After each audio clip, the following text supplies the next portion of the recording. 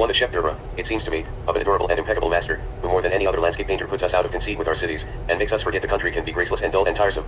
That he should ever have been compared unfavorably with Turner the weights of landscape painting seems almost incredible.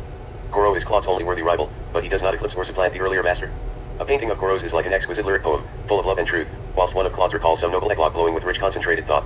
At an age, writes Duvenet, when girls are for the most part well confirmed in all the hateful practices of coquetry, and attend with gusto, rather than with distaste, the hideous desires and terrible satisfactions of men. All who would respire the perfumes of Saint Rose's sanctity, and enjoy the story of the adorable intimacy that subsisted between her and Our Lady, should read Mother Ursula's ineffable and miraculous life of the Flower of Lima, published shortly after the canonization of Rose by Pope Clement X in 1671. Truly, exclaims the famous nun, to chronicle the girlhood of this holy virgin makes as delicate a task as to trace the forms of some slim, sensitive plant, whose lightness, sweetness, and simplicity defy and trouble the most cunning pencil. Mother Ursula certainly acquits herself of the task with wonderful delicacy and taste. A cheap reprint of the biography has lately been brought out by Jalot and Son. A comedy ballet in one act by Philippe Savart and Tichers Descantifler. The Marquis de Bandesier, who was present at the first performance, has left us a short impression of it in his memoirs. The curtain rose upon a scene of rare beauty, a remote Arcadian valley, a delicious scrap of Tempe, gracious with cool woods and watered with a little river as fresh and pastoral as a perfect fifth. It was early morning and the re-risen sun, like the prince in the Sleeping Beauty, woke all the earth with his lips. In that golden embrace the night dews were caught up and made splendid, the trees were awakened from their obscure dreams, the slumber of the birds was broken, and all the flowers of the valley rejoiced, forgetting their fear of the darkness. Suddenly to the music of pipe and horn a troop of satyrs stepped out from the recesses of the woods bearing in their hands nuts and green boughs and flowers and roots, and whatsoever the forest yielded, to heap upon the altar of the mysterious pan that stood in the middle of the stage, and from the hills came down the shepherds and shepherdesses leading their flocks and carrying garlands upon their crooks. Then a rustic priest, white-robed and venerable, came slowly across the valley followed by a choir of radiant children. The scene was admirably stage-managed and nothing could have been more varied yet harmonious than this Arcadian group. The service was quaint and simple, but with sufficient ritual to give the court of ballet an opportunity of showing its dainty skill. The dancing of the satyrs was received with huge favor, and when the priest raised his hand in final blessing, the whole troop of worshippers made such an intricate and elegant exit, that it was generally agreed that Titurel had never before shown so fine an invention. Scarcely had the stage been empty for a moment, when Sporian entered, followed by a brilliant rout of dandies and smart women.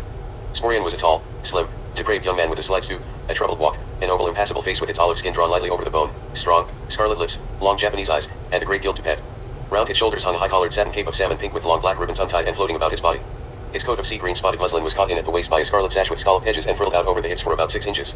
His trousers, loose and wrinkled, reached to the end of the calf, and were brought down the sides and rushed magnificently at the ankles. The stockings were of white kid with stalls for the toes, and had delicate red sandals strapped over them. But his little hands, peeping out from their frills, seemed quite the most insinuating things, such supple fingers tapering to the point with tiny nails stained pink, such unquenchable palms lined and mounted like Lord Fanny's in Love at All Hazards, and such blue-veined hairless backs. In his left hand he carried a small lace handkerchief broidered with a coronet. As for his friends and followers, they made the most superb and insolent crowd imaginable, but to catalogue the clothes they had on would require a chapter as long as the famous 10th in Pendelier's History of Underlinen. On the whole they looked a very distinguished chorus. Sporian stepped forward and explained with swift and various gesture that he and his friends were tired of the amusements, wearied with the poor pleasures offered by the civil world, and had invaded the Arcadian valley hoping to experience a new frisson in the destruction of some shepherds or some satyrs naivete, and the infusion of their venom among the dwellers of the woods. The chorus assented with languid but expressive movements. Curious and not a little frightened at the arrival of the worldly company, the Sylvans began to peep nervously at those subtle souls through the branches of the trees, and 1 or 2 fawns and a shepherd or so crept out warily. Sporian and all the ladies and gentlemen made enticing sounds and invited the rustic creatures with all the grace in the world to come and join them. By little batches they came, lured by the strange looks, by the scents and the drugs, and by the brilliant clothes, and some ventured quite near, timorously fingering the delicious textures of the stuffs. Then Sporian and each of his friends took a satyr or a shepherdess or something by the hand and made the preliminary steps of a chordly measure, for which the most admirable combinations had been invented and the most charming music written. The pastoral folk were entirely bewildered when they saw such restrained and graceful movements, and made the most grotesque and futile efforts to imitate them. Dio mio, a pretty sight.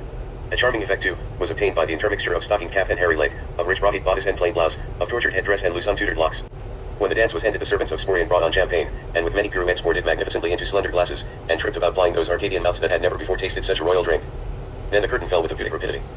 It is 1,000 pities that concerts should only be given either in the afternoon, when you are torpid, or in the evening, when you are nervous. Surely you should assist at fine music as you assist at the mass before noon when your brain and heart are not too troubled and tired with the secular influences of the growing day.